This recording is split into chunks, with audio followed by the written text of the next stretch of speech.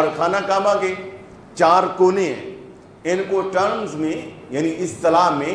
ان کو ارکان کہا جاتا ہے، رکن۔ ایک رکن عراقی ہے، ایک کونے کا نام رکن شامی ہے،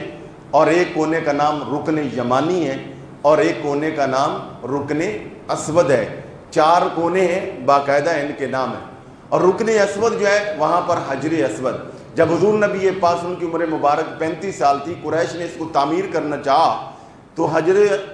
اسود کو دوبارہ جب یہاں نصب کرنا تھا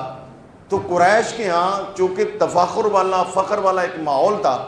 تو ہر قبیلے کے سردار نے چاہا کہ میں اس کو یہاں پر اٹھا کے نصب کروں۔ یہ بہت بڑی فضیلت ہے،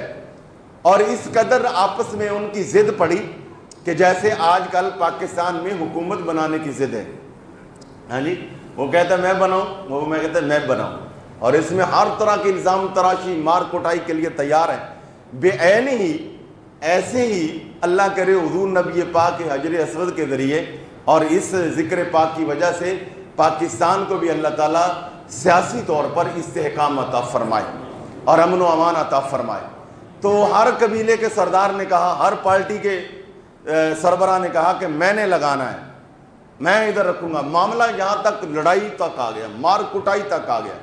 تو ایک امیہ بن، ایک ان کے قریش کے بزرگ آدمی تھے، امیہ بن عمران یا امیہ بن عبداللہ بن عمران، تو انہوں نے کہا، فیصلہ یہ کیا کہ تم لڑائی نہ کرو، آج شام اپنے اپنے گھر چلے جاؤ، اور صبح اگلی صبح جو سب سے پہلے خانہ کعبہ میں آ جائے گا وہ جو فیصلہ کر دے گا سب کو منظور ہوگا۔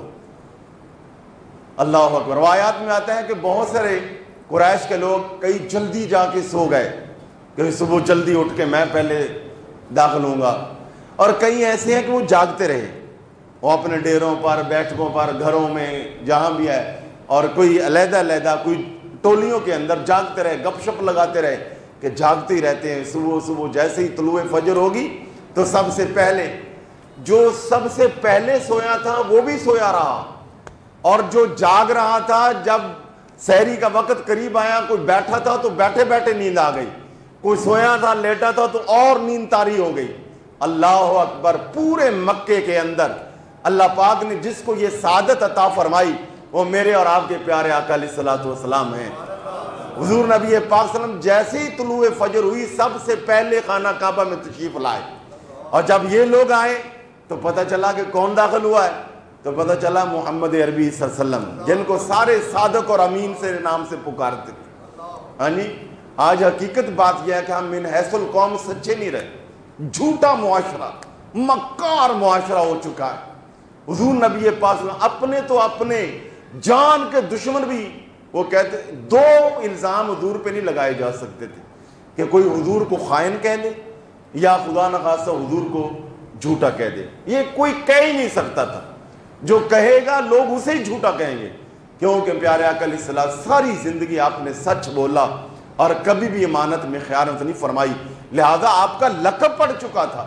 لوگ آپ کو محمد صلی اللہ علیہ وسلم کے نام سے کم صادق اور امین کے نام سے زیادہ پکارتے تھے۔